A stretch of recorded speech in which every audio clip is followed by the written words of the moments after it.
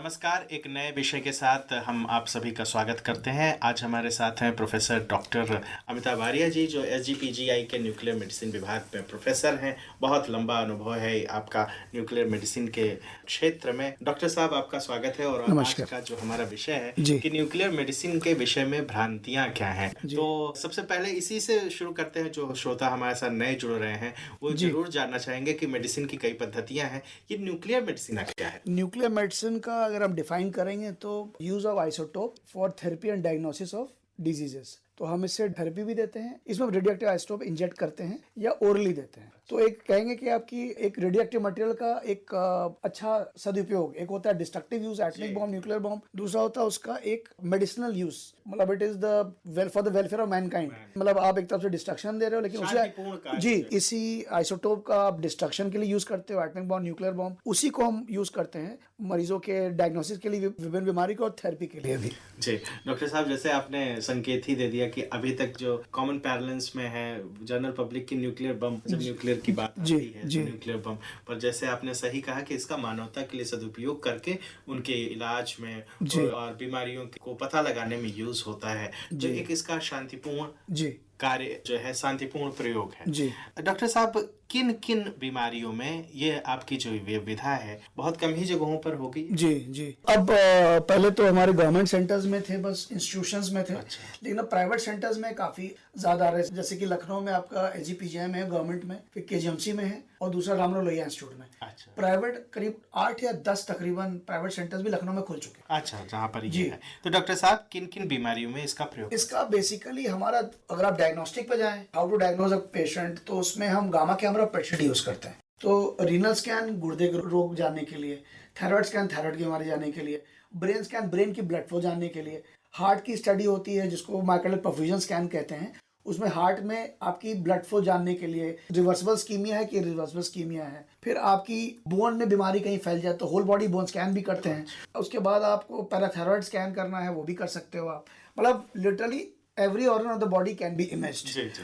Doctor साहब, आपने बड़ी इंटरेस्टिंग बात बताई कि जैसे कि मान लीजिए रीनल स्कैन करना है। तो रीनल स्कैन के लिए हम लोग अक्सर देखते हैं कि डॉक्टर लिख देते हैं अल्ट्रासाउंड कर लीजिए और पता लग जाए। इस पद्धति में खास क्या है कि जो उसमें नहीं पकड़ में आता है सीटी स्कैन? सबसे बड़ी बात है कि जो अल्ट्रासाउंड है उसमें अल्ट्रासोनिक वेव से आप वेव जाता है, मतलब उसी वेव से आप जो है आप इमेज लेते हैं, एंड टोटली ऑपरेटर डिपेंडेंट होता है कि जो डॉक्टर के हाथ में जिस एंगल पे किया उसी एंगल पे वो वेव जाता है। तो कितना हाँ, दूसरी बड़ी बात है वो एनाटॉमी बताती है। जैसे कि सपोज हम गुर्दे की बात कर रहे हैं रीनल स्कैन की, तो एक गुर्दा छोटा एक बड़ा बता देगा वो कि एक गुर्दा छोटा है बड़ा है आसपास के। अब हमारा रीनल स्कैन जैसे हम करते हैं तो हम लेटाते हैं, गामा कैमरास है हमारे।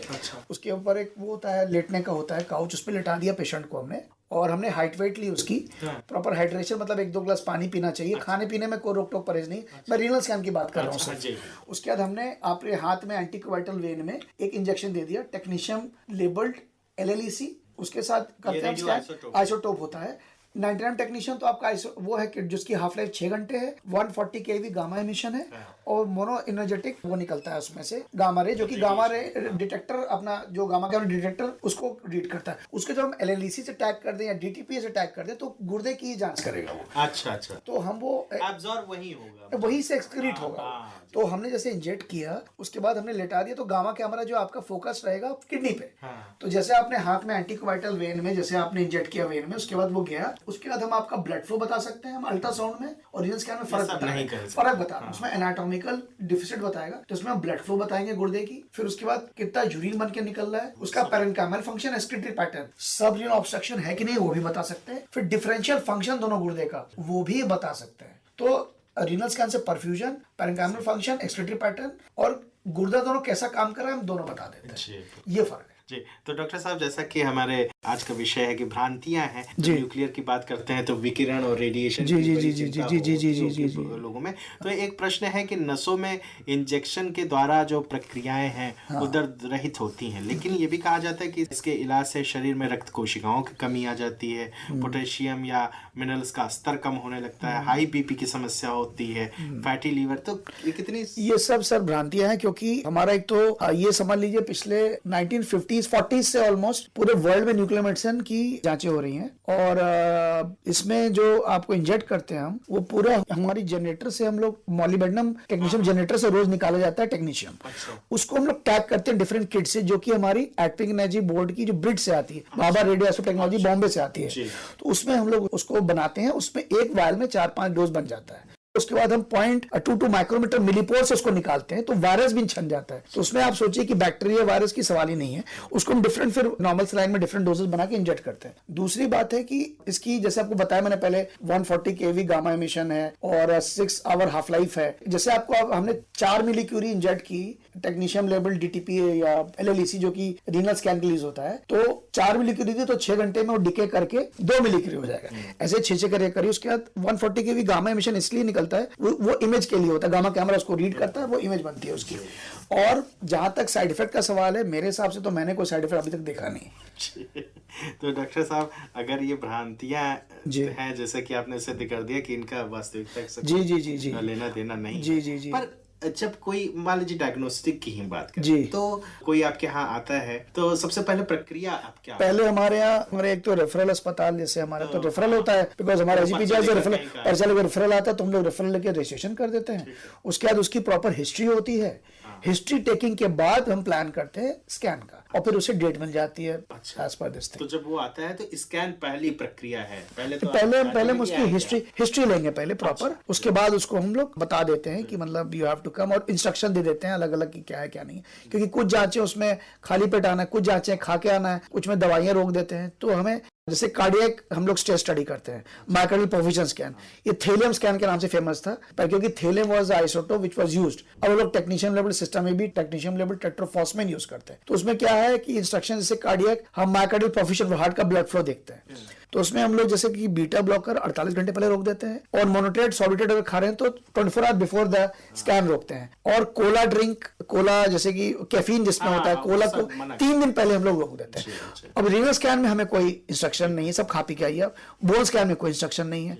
तो इस तरह से डिपेंडिंग ऑन द स्टडी हम इंस्ट्रक्शन देते हैं। इसलिए हिस्ट्री टेकिंग बहुत जरूरी है, हम पेशेंट को सब समझा सके, बता सके, फिर हम जांच करते हैं। तो अगर किसी का मान लीजिए स्कैन हो गया, उसके बाद उसको क्या ध्यान रखना है? कोई ध्यान नहीं रखना है। अच्छा। बस इसमें कॉन्ट्राइंडिकेटेड ये कि प्रेग्नेंट लेडी को और लैक्टेटिंग लेडी को हम लोग इंजेक्ट नहीं करते। अच्छा। अनलेस की मेडिकली बहुत जरूरी है जी। ये तो डॉक्टर साहब कुछ खान पान की भी है? कुछ नहीं, सब खाना पीना। अब जैसे कार्डियक के लिए हम लोग बोल देते हैं कि आप खाली पेट आइए सुबह, और डिनर के बाद कुछ ना खाइए, और 48 घंटे पहले बीटा ब्लॉकर्स रोक दीजिए जो आपकी मेडिसिन चल रही है। यदि आप सॉर्बिटेड मॉन्ट्रेट खा रहे हैं तो 24 घंटे पहले रोक दीजिए। कैफीन ड्रिंक लेते हैं तो 3 दिन पहले रोक दीजिए। तो ये सब इंस्ट्रक्शन देते हैं हम। तो ये चिकित्सक वहां बता देते हैं, हम लोग जब हिस्ट्री लेते हैं तब बताते हैं। हमारे जब हिस्ट्री टाइम में हम लोग बताते हैं। डॉक्टर साहब, ये भी मन में कहीं कहीं रहता है कि चलिए आपने इमेजिंग की या इलाज किया तो उस जगह तो जरूरत है मान लीजिए किडनी का, पर वो तो जो ये आइसोटोप है वो तो पूरे शरीर में जाएगा ब्लड फ्लो, तो अलग अलग तो डिके कर जाता है। अच्छा, कुछ नहीं। एक हाफ लाइफ जैसे आपको पता है टेक्नीशियम का डिके कर जाएगा, घंटे डिके करता है। अच्छा, हम लोग हिस्ट्री टेकिंग इसलिए भी इंपॉर्टेंट है क्योंकि हिस्ट्री टेकिंग में हम लोग यही पूछते हैं कि प्रेग्नेंट तो नहीं लेडी, लैक्टेटिंग तो नहीं है, तो उसमें हम लोग को एहतियात बरतनी पड़ती है। कई बार लोग नहीं भी करते। हाँ, तो डॉक्टर साहब जैसे आपने बताया कि लैक्टेटिंग या प्रेग्नेंट लेडी है उसको नहीं देते, नहीं आइसोटोप नहीं देता है, रेडिएशन है ना। हाँ, रेडिएशन। We don't. बच्चे और माँ पर दोनों पर भाव पड़ सकता है। क्या ऐसे और भी कुछ ग्रुप हैं पेशेंट्स के जिनको आप नहीं देते? नहीं, बस यही दो है। यही तो है।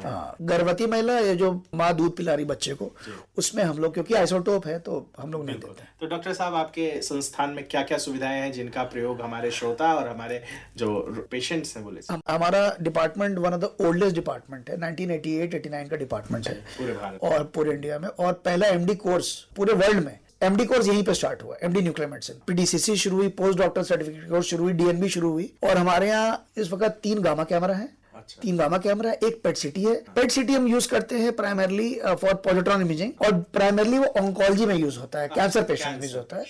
और हमारा अपना साइक्लोट्रॉन है 18 MeV का, सुमितोमो जापान का, स्टेट ऑफ द आर्ट। तो उसमें हम लोग शॉर्ट, क्योंकि पॉजिट्रॉन की हाफ लाइफ कम, फ्लोरीन 18 की 110 मिनट है, कार्बन 11 की कम है, ऑक्सीजन नाइट्रोजन यूज करते हैं 8 मिनट, 6 मिनट, 3 मिनट, तो हम लोग अपना खुद ही बना के हम लोग इंजेक्ट करके इमेज करते हैं। और बाकी हमारा 10 बेड का थेरेपी वार्ड है जहां हम लोग रेडियो एक्टिव आयोडीन देते हैं फॉर थायराइड कैंसर, और हम लोग ल्यूटेशियम थेरेपी भी देते हैं प्रोस्टेट कैंसर पेशेंट्स में। फिर हम लोग न्यूरल ग्लैंड ट्यूमर का भी ट्रीटमेंट करते हैं। तो प्राइमरली थेराप्यूटिक के लिए हमारा 10 बेड का वार्ड है और डायग्नोसिस के लिए हमारा पेट सिटी और 3 गामा कैमरा। डॉक्टर साहब बस चलते चलते ये भी जानना चाहेंगे, जैसे आपने बताया कि रेफरल हॉस्पिटल है, तो जब कोई रेफर करेगा हाँ, तभी रजिस्ट्रेशन। हाँ, बिल्कुल बिल्कुल। पर आपने खुद ही बताया कि बहुत कम जगहों पर है, जिला हॉस्पिटल्स या नहीं वहाँ तो जिले में तो है, तो उनका रेफरल बनेगा कैसे? नहीं, लोगों को इतनी जानकारी है क्योंकि हमारे पास प्राइवेट डॉक्टर्स भी भेजते हैं। फिर जो सरकारी जो जैसे यहाँ पे बलरामपुर है सिविल है वो भेजते हैं लिख के। और बल्कि एम्स रायबरेली के बहुत पेशेंट आते हैं क्योंकि अभी वहाँ न्यूक्लियर मेडिसिन खुला नहीं है, काफी रेफरल आते हैं। फिर all over UP, Uttarakhand, Nepal और आपका parts of Madhya Pradesh, parts of Orissa, parts of Bengal, काफी पेशेंट आते हैं हमारे पास। तो इतनी जानकारी लोगों को रेफरल आता है तो हम लोग तुरंत बाकी चीजें वेबसाइट से भी मिल जाती हैं। हाँ, नहीं काफी पेशेंट्स आते हैं हमारे पास। डॉक्टर साहब आप आकाशवाणी के स्टूडियो है और आपको बहुत व्यस्त समय रहता है, बहुत भीड़ भाड़ रहती है, जी। तो आपने हमें समय दिया, हमारे श्रोताओं को बड़ी अच्छी जानकारी दी, भ्रांतियों को आपने मिटाया अपने इस व्याख्यान के द्वारा। बहुत बहुत धन्यवाद। नमस्कार।